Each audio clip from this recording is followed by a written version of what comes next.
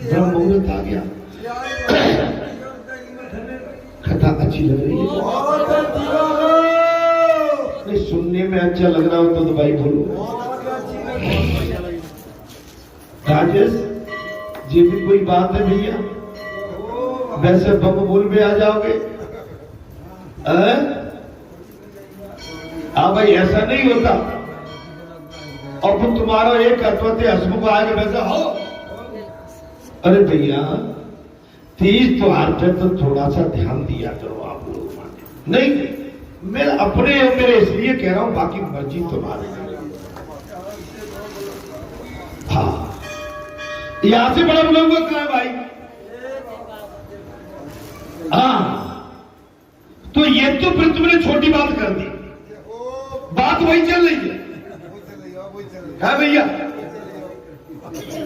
बात तो भगवान के घर की चल रही है। तुम ऐसे हो नहीं, लेकिन ऐसे है कैसे गए? उद्धव जी गोपियां तई मत रही है, भगवान की याद कर रही है, याद में उनकी आंखें गीली हो रही।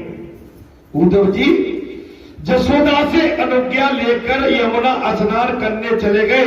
सखियों को भी कन्हैया का संदेश देना था। बाबा नंद जी यशोदा से अनुमति आज्ञा लेकर उद्धव जी कहां चले गए? यमुना जी में चले गए स्नान ध्यान करने के लिए, क्योंकि उद्धव जी को गोपिकाओं को भी संदेश देना। गोपिकाओं का श्रीकेंद्र कीर्तन सुना तो उन्होंने सोचा कि जिनके कंठ इतने मधुर है, वे कैसी अद्वितीय रूप रूपा वाली।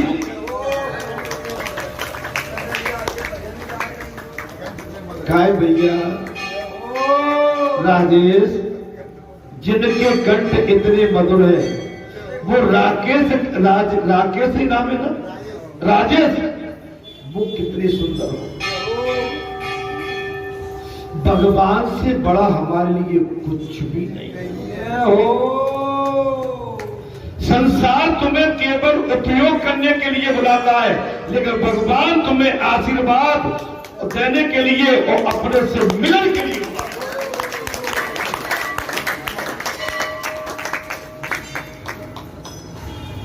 भगवान आशीर्वाद और मिलन के लिए बुलाता है, और संसार केवल तुम्हें हमें उपयोग के लिए बुलाता है। संसार की ताली से बड़ी ताली भगवान की होती है।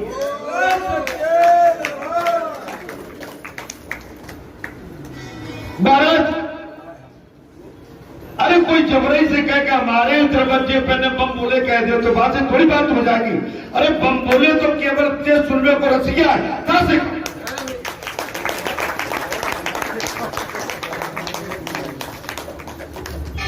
बम बोले सुनने को ते रसिया है, राम नाम सुनने को रसिया। बम बोले तो वहां पे केवल हो, लेकिन वो आत्म मिलन, हृदय का मिलन केवल भगवान के दरबार में। भैया, मेला तो मेला है, मेला तो, लेकिन मेला जाके, मेले में जाके कहीं खुद मेला बन गए तो फिर मेला नहीं है। समझ लो मेरी बात। ऐसा मैं थोड़ा सा नादान, और मेरी नादानी पर आप ज्यादा ध्यान मत दिया करो। उद्धव जी जसोदा ने आज्ञा अनुमति लेकर यमुना स्नान करने के लिए चली गई है। सखियां को भी कन्हैया का संदेश देना था जी।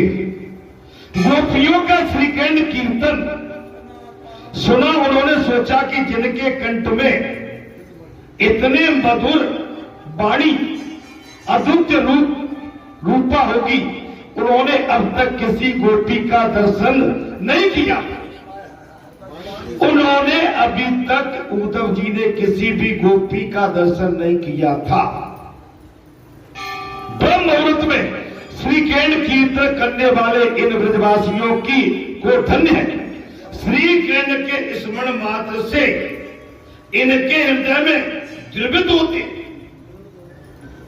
श्री कृष्ण का स्मरण करने मात्र से जिन गोपिकाओं के हृदय द्रवित होते, आनंदित पिघल जाते हैं, आसुकिता। अरे बात समझ में आ रही है मेरे भैया? संसार में वो चीज नहीं मिलेगी जहां आपका प्रेम नहीं मिलेगा, सम्मान भी होगा, आशीर्वाद भी होगा, और यहाँ की सील लगेगी तो यहाँ की सील ऊपर तक लगेगी।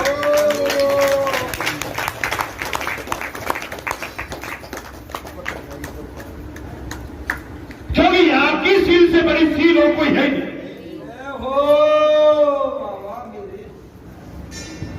उद्धव का ज्ञान गर्व और धीरे धीरे मिट गया। अभिमान बहुत बड़ी बुरी चीज। बोले बालाजी पे क्या करेंगे, मंगलवार को भगत जी बैठे हो वही कथा कर रहे होंगे। अगर मन में ये ख्याल आ गया तो समझ लो कि आप कहीं भ्रम में गिर गए। जब तक भगत जी बैठे हैं, बालाजी बैठे हैं और आप सब बैठे हैं, तब तक ये भक्ति फलती फूलती रहेगी, चलती रहेगी। अगर हम आप सब कहीं सिमट गए और यहां से भटक गए तो यहाँ की बगिया भी धीरे धीरे, समझ लो बहुत आगे बात। अरे रोज रोज किसी के दर्शन, अच्छे जीव के रोज नहीं 1000 बार दर्शन करो।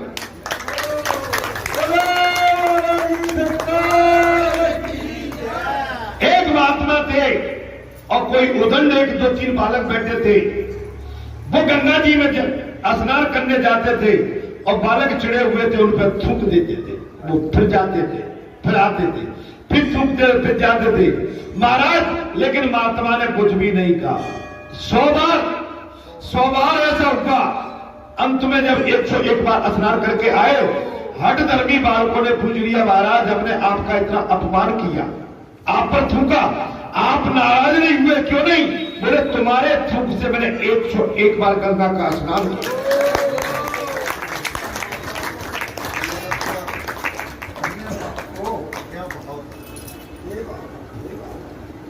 बालाजी पे चलते हैं, भाई बैठे होंगे बाकी उजले का बाकी कहने नहीं देते। वहां लीला, अरे भाई उस दिन तो सब पे आवाज लग रही थी, भाई कोई नहीं।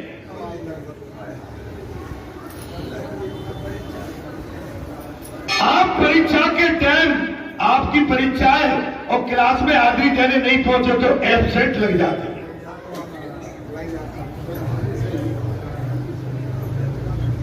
अनुत्तीर्ण हो जाता है। बड़ी फसल में किसान चूक जाए तो फसल कोई दूसरा काटने वाला काट ले जाता है। नहीं, मैं तो कथा कह रहा हूं, मेरी बात का अंतम दुनिया पर। मैं तो अपनों को अगर कहीं भटकते हैं तो उनको बताता हूं कि नहीं, अपन अपनी जगह डटे रहो। हाँ, अब इस रथ से ही पार होना है। इस रथ में बैठ के ही पार। अगर संसार का कोई भले ही सोने चांदी हीरे जवाहरात से जड़ित रथ भी आ जाए तो उसमें सवार नहीं होंगे। हमें तो बालाजी की रथ में बैठकर ही पार हो। महाराज, उद्धव जी का ज्ञान गर्भ तब धीरे धीरे मिट गया। कभी महाराज उद्धव भयो सुधो, उद्धव भयो सुधो। महाराज, उद्धव का ज्ञान भक्ति रहित था, सो श्री कृष्ण ने उनको ब्रज भेजा था। महाराज, उद्धव जी नंद यशोदा सी प्रेम मूर्ति को देखकर आनंदित हो गए। देखिए, अब हमारा राकेश भैया आए या कोई भैया आए, हम उनको देख के मुस्कुराए नहीं तो आनंद नहीं आएगा। रुका पर ड्राइनेस बोलते हैं। क्या बोलते हैं? ड्राइनेस, सूखे। हाँ, अरे मुस्कुराओ है। हमारे जीवन का मूल आधार हमारा वही है कि जो घर का प्रमुख है, जो आपका गुरु है, जो कोई संत महात्मा है, अपने भक्तों को देख के उसके चेहरे पे मुस्कुराहट नहीं आई तो वो संत हो ही नहीं सकता।